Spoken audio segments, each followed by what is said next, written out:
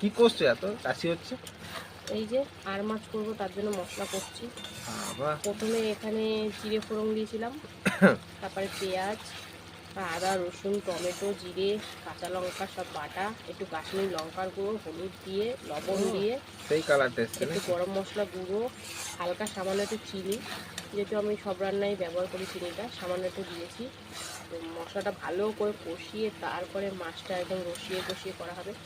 এই আর মাছ, রিঠা মাছ এগুলো একটু কষিয়ে মানে রসিয়ে কষিয়ে না খেলে আবার ভালো লাগবে না, সেই জন্য পেস্ট করে দিয়েছি বলে মশলাটা এতটা লাগছে, হ্যাঁ। নাহলে কমই লাগতো। তো দেখো সুন্দর করে কষিয়ে নিয়েছি। এবার এতে ভেজে রাখা মাছগুলো দিয়ে দেবো, আর মাছ দিয়ে সুন্দর করে কষিয়ে নেবো। এটা আবার বেশি ঝোল ভালো লাগবে না, জানো, তাই এগুলো বেশি ঝোল খায় না। মাখা মাখা খায়।